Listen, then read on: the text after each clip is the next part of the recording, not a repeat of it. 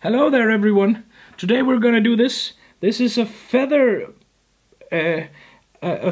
game changer-ish fly, and it's made on shanks, so it really has a great mobility, and it has a lot of movement in the water, and it just looks awesome.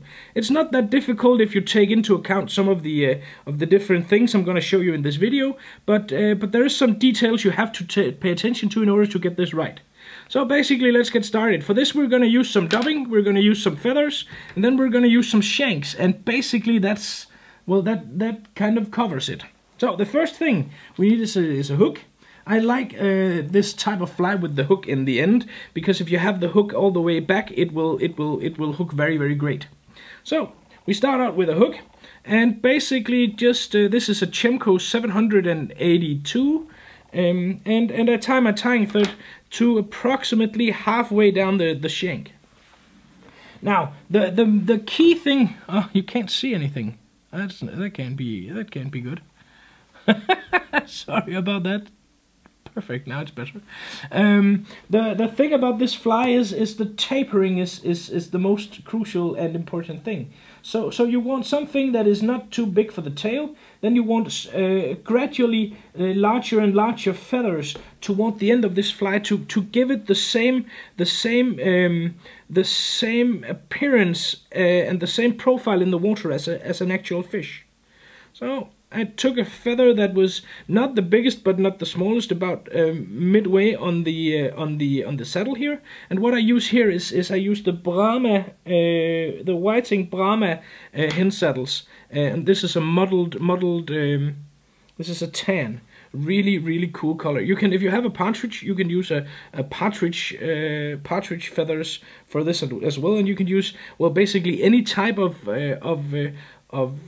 hen cape or hen saddle that you like. It's important that it is hen, otherwise it will not get the game changer effect. It will not look as good as and be translucent, but still look solid and don't look like something that's compiled of a lot of different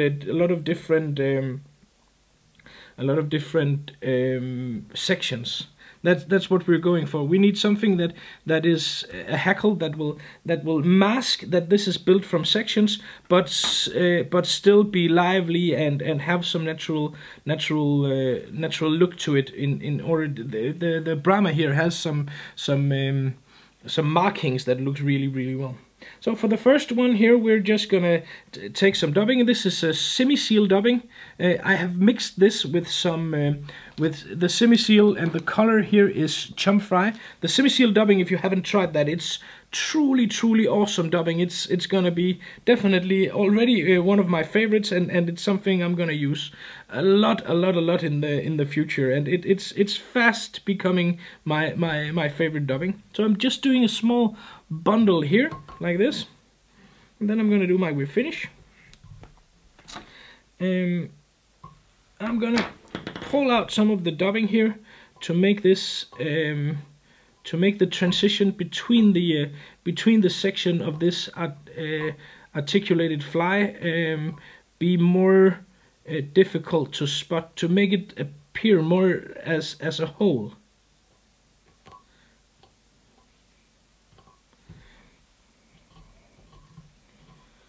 Oh, like that. And then we need the first section, and for this I'm gonna use a shank from Flyman. This is a 1 centimeter shank, a 10mm shank. What I have is basically I've bought a package. You can get a package with, I think it's 6 sets of 4 different sizes, and that's a good way to start, because then you have a lot of different options, and you can try out a lot of stuff and see what you like, and then after you've done that, you can of course buy the individual sizes if you know exactly what sizes you like the best. Okay, so I'm going to take a slightly bigger hackle now, or the same size will fit as well for the next part. But the trick is to keep increasing the hackle lengths as you move towards the head of this fly, because that will give you the right proportions and the right look and feel of the fly. Oh, that one is a lot in the way. I'm gonna move that, see if I can do something about it. Maybe I should move the camera a bit so we get. So you see the shank there, and you see the feather. Cut the feather off. I'm gonna turn. I think. Oh, the feather fell off. That can happen. But as you can see, you have the shank there.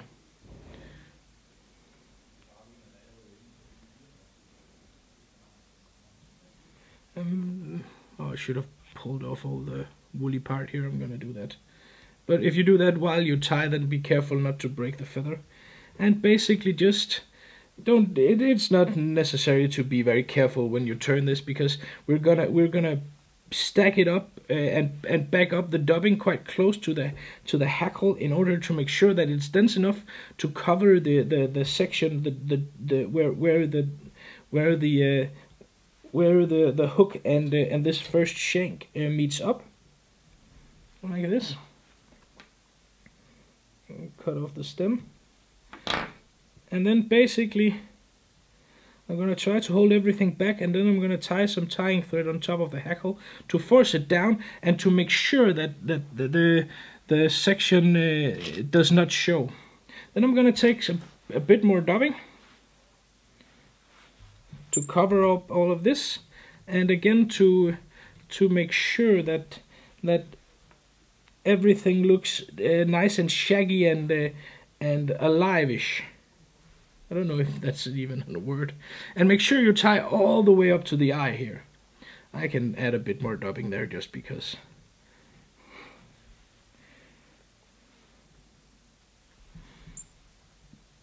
Doing the whip finish. Like this. And again, make sure you take your dubbing needle. Where did I put mine? Hey, here we go. I like these Chemco, no Chemco. Yeah, I like the Chemco ones as well, but I also like the Rensetti ones. They have a really cool tool series. Well, there's a lot of cool fly tying tools out there. Rensetti, CF Design, Chemco, a lot of cool stuff. Well, like that. Take my dubbing brush and force this backwards. And then just take out the fly and look at it. It's nice and it moves nice and looks nice. So now definitely this is the right way to go. And now we need the final section, and for the final section I'm gonna choose a shank that is longer. And the reason why I take a shank that is longer is because we need 2 hackles now, and also we need a flyman fish skull.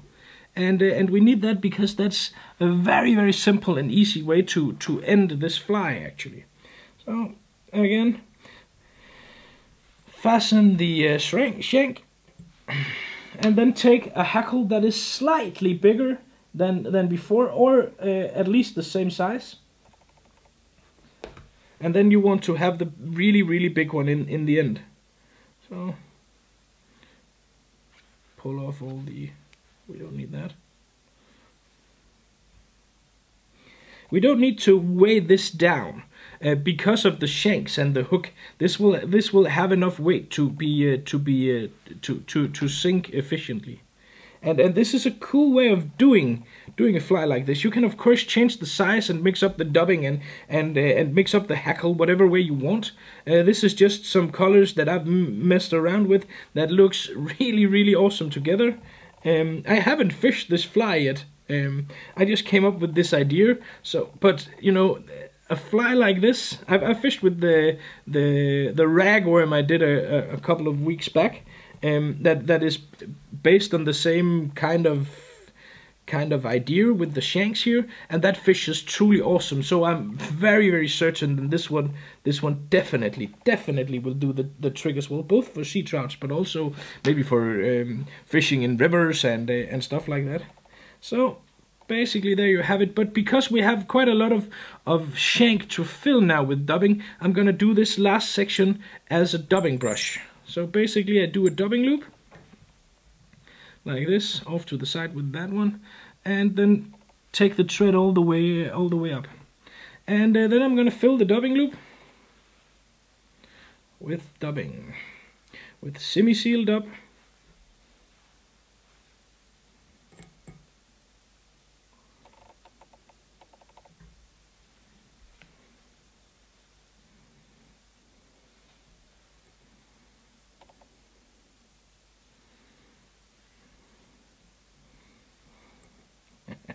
Semi-seal spawned up. Awesome stuff. Just awesome. And I'm gonna turn the spin the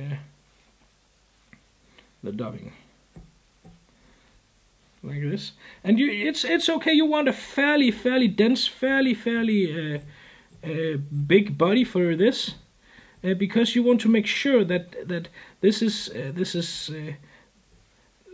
is not too thin.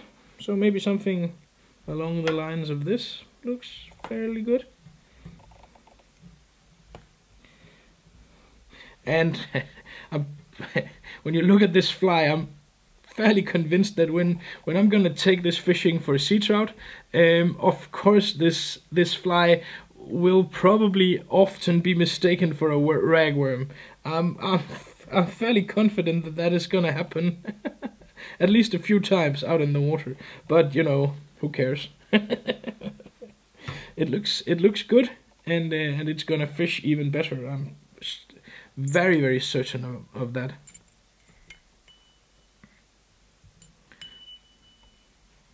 My thread broke for some reason. Now I haven't like that. That's a nice sound. Very pure sound of my Chemco bobbin striking my Rensetti dubbing twister. Really pure, clear sound. So there we go. And then I'm gonna take the biggest hackle I can find on my Brahma saddle. This one. In order to get the tapering completely perfect, or as close to perfect as I can come. Like this. Oops, that trick normally works, but perhaps not today.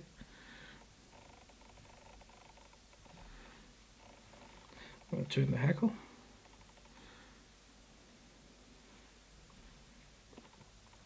Maybe I should have brushed out a bit of the dubbing here before. Oh, it looks okay.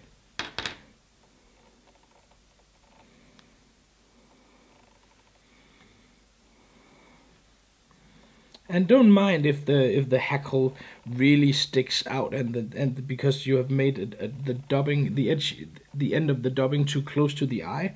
That doesn't really matter, because in a second the fish mask is gonna really make sure that this thing will be forced down and backwards.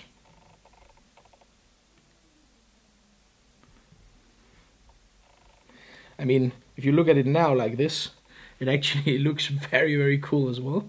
So you can, of course, the Flyman fish skull is optional, like any of the other things, but I really like to have it on there because it looks awesome.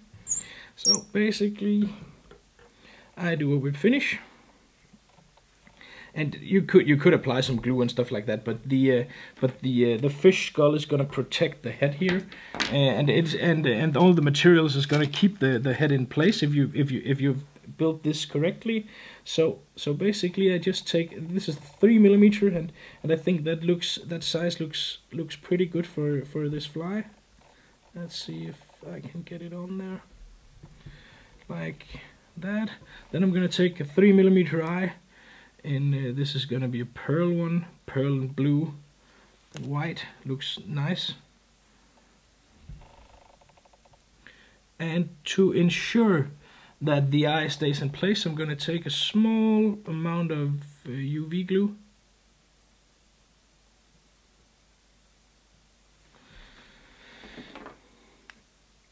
You could use you can use B.A.G.F as well if you like, but the UV glue here really ensures that this stays in place. You can also, if you want, you can expand the head and make it even bigger if you like.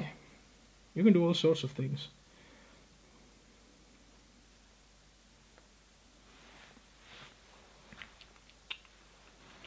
Okay, and well, basically there you have it. So in order for us to see if this is actually has the right